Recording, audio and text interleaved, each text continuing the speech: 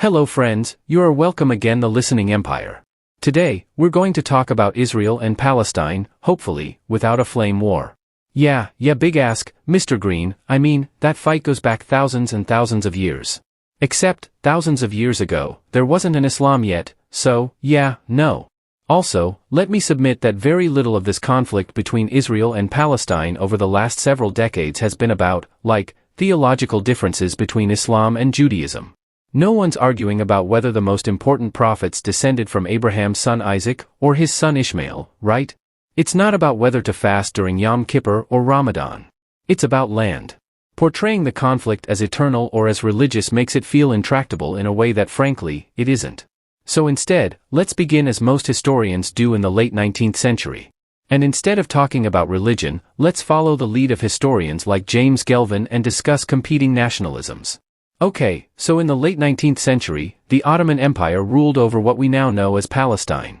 The population there, according to Ottoman records from 1878, was 87% Muslim, 10% Christian, and 3% Jewish. Everybody spoke Arabic as the daily language, and in Jerusalem the religious populations were roughly equal. To give you a sense of life in Ottoman Palestine, an Arab Orthodox Christian musician named Wasif Jahariyeh grew up in Jerusalem in the first decade of the 20th century. Learning the Quran in school and celebrating both Passover and Eid with his Jewish and Muslim neighbors. Ottoman Palestine was, in short, a place in which people of different religious faiths lived peacefully together. Alright, let's go to the thought bubble. The late 19th century was the golden age of nationalism in Europe, and no place was crazier than the Habsburg Austro-Hungarian Empire in which at least 10 different nations all wanted their own state. And in that hyper-nationalistic empire lived a Jewish journalist named Theodor Herzl who had hoped that Jews could assimilate into European nations. But soon became convinced that the Jewish people needed to leave Europe and settle in their own state. The concept of Jewish nationalism came to be known as Zionism. It's important to keep in mind that most Zionists were secular Jews, so they imagined Israel as a state for Jews more than a Jewish state. In 1917, the British government, hoping to gain the support of Jewish people, issued the Balfour Declaration, promising, quote, the establishment in Palestine of a national home for the Jewish people. A bold promise considering that Palestine was still technically Ottoman, as they hadn't yet lost World War I. Of course, they would soon, but it turned out that the British were overpromisers when it came to Palestine. Because a year before the Balfour Declaration, the British had secretly promised the French that they would divide up the Arab territories and the Brits would keep Palestine. Furthermore, in 1915, other British officials had promised the ruler of Mecca, Sharif Hussein, that he would rule over an Arab state including Palestine if he led an Arab revolt against Ottoman rule, which Hussein promptly did. So basically the Brits had promised Palestine to the Meccans, to themselves, and to the Zionists. What could go wrong? Thanks, thought bubble. So shortly after the end of the war, the British established a colony in Palestine with the idea that they'd rule until the Palestinians were ready to govern themselves. At which point the people living in Palestine were like, well, now seems good, and the British were like, yeah, but maybe not just yet. Meanwhile, the British established separate institutions for Christians, Jews, and Muslims, making it difficult for Palestinian Christians and Muslims to cooperate.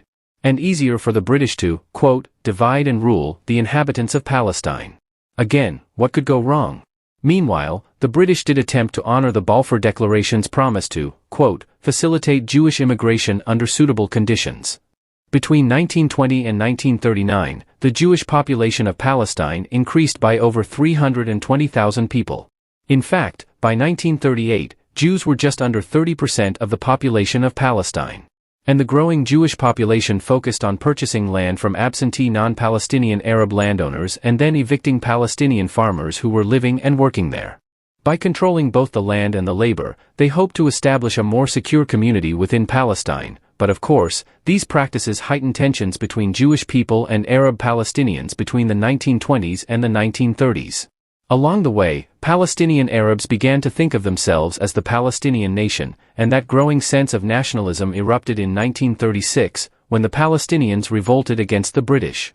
With the help of Jewish militias, the British brutally suppressed the Palestinian revolt, but in the aftermath, the British issued a white paper, limiting Jewish immigration to Palestine, and calling for the establishment of a joint Arab and Jewish state in Palestine within 10 years.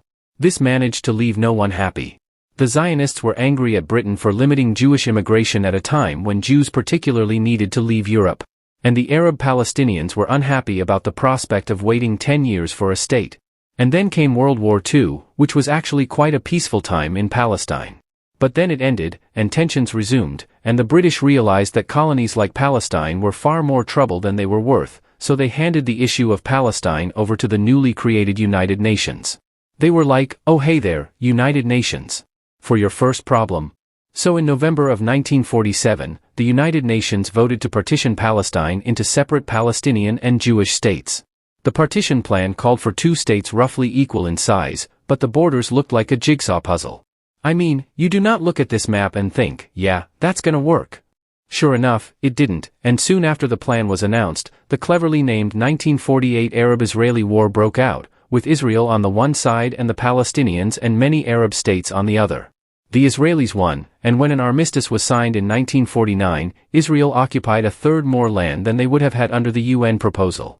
Meanwhile, Jordan controlled and later annexed the West Bank and the Old City of Jerusalem, and Egypt controlled the Gaza Strip.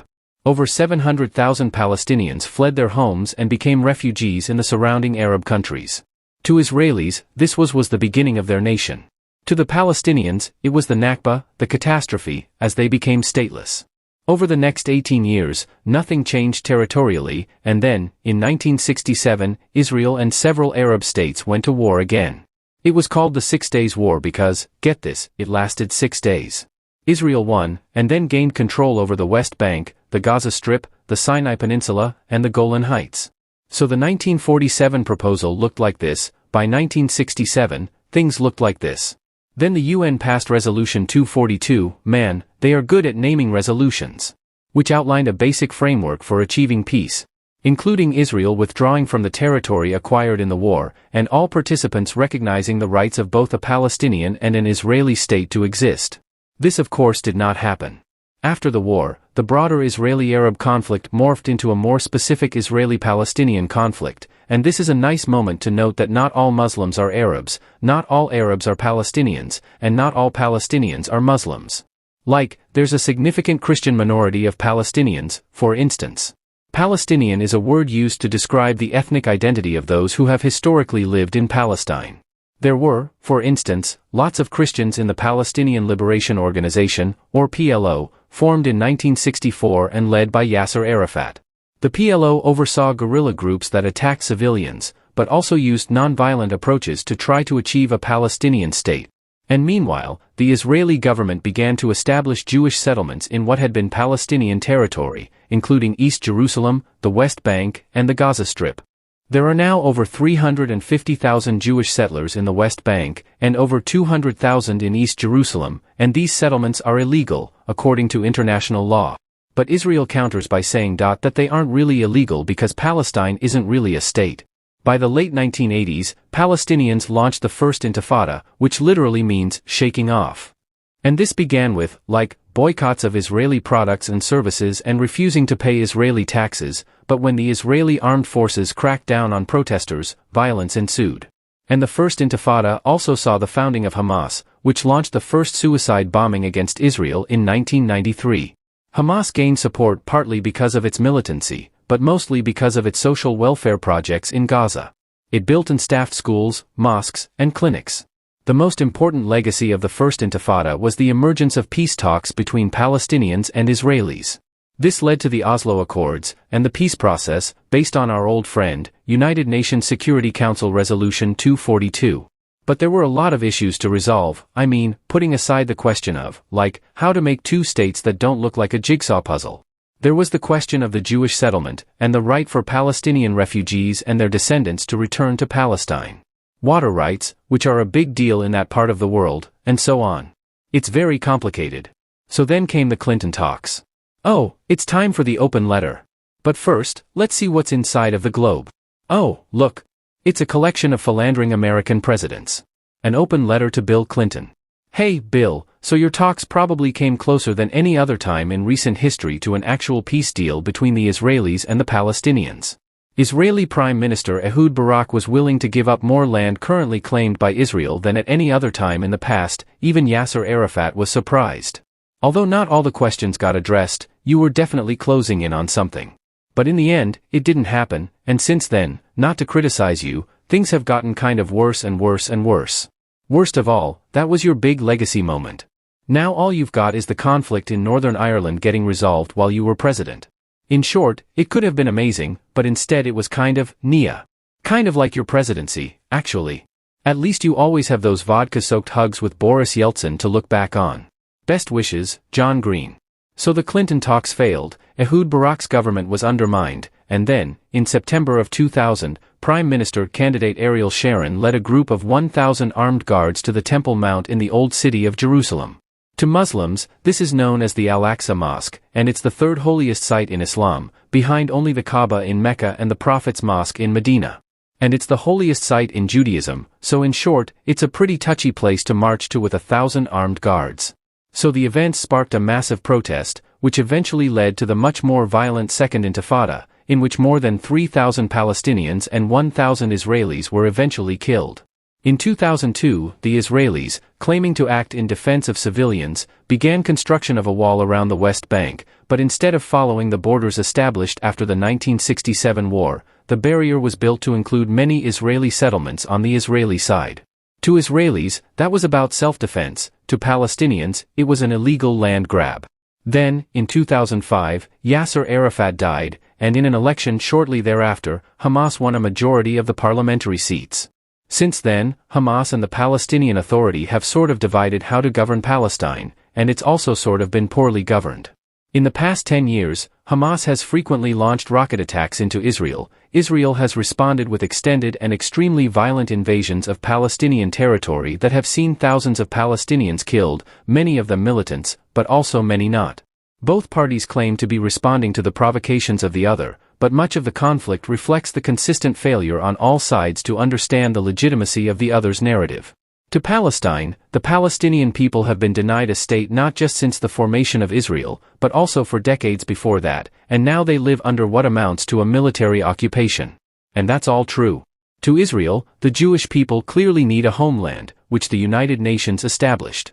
And they certainly aren't the first nation-state to consolidate and increase their territory via military victory. And they need to protect their nation against the many active threats made against them by their neighbors.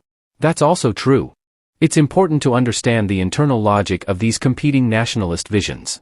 For both Zionists and Palestinian national visions to eventually work, it's necessary to understand the right of each to exist and the legitimacy of each historical narrative. But these problems aren't thousands of years old, and they aren't intractable. They emerged in the British Mandatory period. But let's hope that by understanding this isn't an endless religious war, that we might be closer to seeing its end. Thanks for watching.